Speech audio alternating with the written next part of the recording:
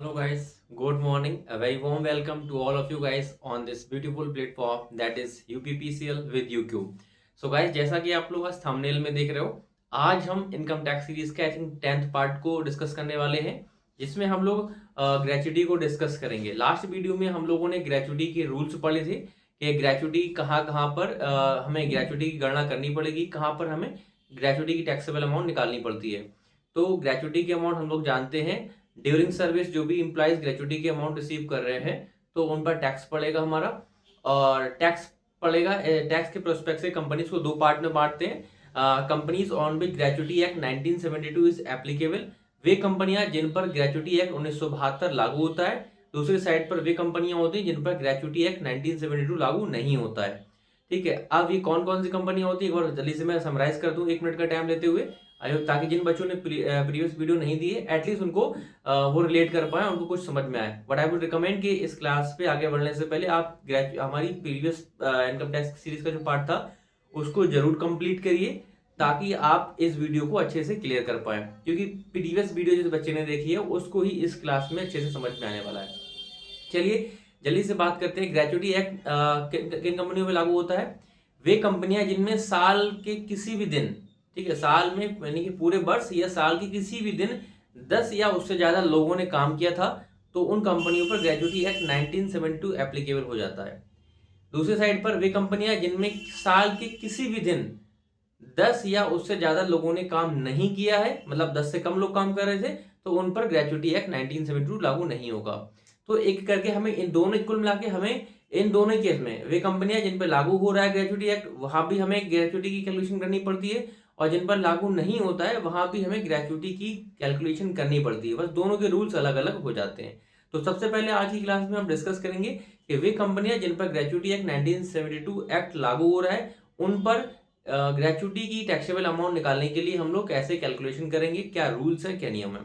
Video पर आगे बढ़ने से पहले आई होप जो है मैं जल्दी से बोल दूं कि आप लोगों ने तो वीडियो को लाइक किया होगा, चैनल को सब्सक्राइब कर चुके होंगे, और जो बच्चे हमारे चैनल पर नए हैं आई वुड रिकमेंड कि प्लीज वीडियो को लाइक करिए, चैनल को सब्सक्राइब करिए, और आप हमारी इस वीडियो को अगर आपको ये हेल्पफुल लगती है आप एटलीस्ट अपने 1 से 2 फ्रेंड के बीच जरूर शेयर करते रहिए। ठीक है, अगर आपके और भी कोई सजेशन है और भी आपकी कोई क्या बोलते हैं रिक्वायरमेंट है किसी और टॉपिक को लेकर, तो प्लीज हमारे वीडियो के नीचे कमेंट करिए। इसके अलावा हमारा व्हाट्सअप स्टडी ग्रुप भी चल रहा है, वहां भी आप जुड़ सकते हैं। उसका लिंक मैंने हमारे चैनल के डिस्क्रिप्शन में दिया हुआ है, वहां से आप हमारे व्हाट्सअप स्टडी ग्रुप को ज्वाइन कर सकते हैं और अपने डाउट्स पूछ सकते हैं। ओके, चलिए जल्दी से शुरू करते हैं आज की क्लास को। आज हम लोग बात करेंगे सबसे पहले ग्रेचुटी। ठीक है, ग्रेचुटी में जिन पर लागू हो रहा है कैलकुलेशन ऑफ एग्जाम्पशन लिमिट। हम लोग क्या निकालना है? एग्जाम्पशन लिमिट, यानी ग्रेचुटी का जो पैसा मिलता है उसमें कितनी लिमिट है जिस तक छूट मिलती है एम्प्लॉय को। तो calculation of exemption limit of gratuity for companies on which gratuity act 1972 is applicable, जहां पर एप्लीकेबल हो रहा है। तो इसमें देखिए मेनली 3 पॉइंट है ग्रेचुटी को निकालने के। पहला पॉइंट कहता है हमें क्या देखना होता है, हमें देखना होता है number of year of employment. उस व्यक्ति यानी कि जिस व्यक्ति की हम ग्रेचुटी की गणना कर रहे हैं, हमें ये देखना पड़ेगा कि उस व्यक्ति ने कंपनी में कितने वर्ष काम किया है, यानी कि number of years of employment into 15 days salary. हमें 15 दिन की सैलरी का मल्टीप्लाई करना पड़ेगा जितने साल उसने काम किया है। अब 15 डेज की सैलरी जो है वो हम कैसे निकालते हैं? उस सैलरी कैसे निकालेंगे? लास्ट मंथ सैलरी, इसको ध्यान से समझ लो। Last month salary immediately preceding the month of retirement. इसका मतलब हुआ जिस मंथ में वो रिटायर हुआ है उसके जस्ट पहले वाले मंथ की सैलरी। यानी कि फॉर एग्जांपल कोई एम्प्लॉय अगर मई में रिटायर हो रहा है, फॉर एग्जांपल 31 मई को रिटायर हो रहा है, तो हमें सैलरी कौन सी लेनी है? Immediately preceding the month, immediately preceding the month of retirement. तो रिटायर हुआ यहां पर, इससे पहले मंथ कौन सा आ जाएगा? अप्रैल। यानी कि हम उसकी अप्रैल की सैलरी लेंगे, सैलरी अप्रैल की लेंगे, डिवाइड बाई करेंगे 26, ठीक है, इंटू करेंगे 15। यहाँ पर ये चीज ध्यान रखना है, बच्चे कुछ बच्चे 30 से डिवाइड कर देते हैं, वहीं से हमारा आंसर गलत हो जाता है। डिवाइड बाई 26 हमें करना है। तो यहाँ से फिर से रिपीट कर दूं, लास्ट मंथ की सैलरी जिसमें रिटायर हुआ उससे 1 मंथ पहले की सैलरी, डिवाइड बाई 26 इंटू 15। जो सैलरी निकल के आएगी वो उसका मल्टीप्लाई कर देंगे number of year of employment से, कितने साल उस व्यक्ति ने क्वेश्चन में हमारे कंपनी में काम किया है। क्लियरली क्वेश्चन में गिवन होगा। फॉर एग्जांपल मैं एग्जांपल से बताऊं, mister A who has joined this company in 1992 is being retire on for example 20 दिसंबर 2020। ठीक है, 1992 में ज्वाइन किया है, दिसंबर 2020 में वो रिटायर हो रहा है, ठीक है। तो उसकी अब आगे सारी डिटेल दिया होगा, इतनी इतनी सैलरी मिलती थी, इतना कमीशन मिलता था, और इसको इतनी इतनी रिटायरमेंट के टाइम पे ग्रेचुटी दी गई है। Calculate the amount, taxable amount of gratuity. तो नंबर ऑफ ईयर कैसे निकालेंगे? जनवरी 1992 से दिसंबर 2020, कितने मंथ हो गए हमारे? 9 साल उधर होगा 2000 तक आते आते, और 20 साल हमारे इधर होगा, यानी 29 साल। तो यहाँ पर मल्टीप्लाई कर देंगे 29 से। आई होप क्लियर हो रहा होगा आपको। अगर कोई डाउट है वीडियो को रिमाइंड कर लो मैंने क्या बोला है, ओके।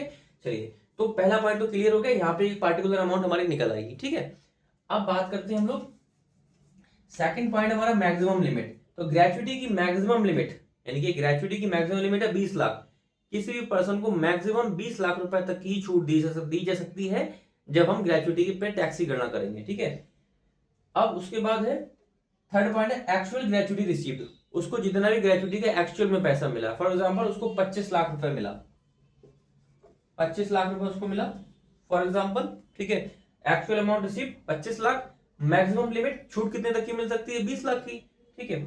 और पहली अमाउंट यहां पर अगर हम ले लें, फॉर एग्जांपल ले रहा हूं मैं, फॉर एग्जांपल उस व्यक्ति ने काम किया है हमारा 20 साल, 20 साल काम किया है कंपनी में, और उसकी लास्ट मंथ की सैलरी थी फॉर सपोज 52,000, 52,000 की सैलरी थी। डिवाइड करेंगे 26 से, इंटू करेंगे 15 से, तो 26 दूनी 52, 2000 इंटू 15 कितना हो जाएगा? 30,000।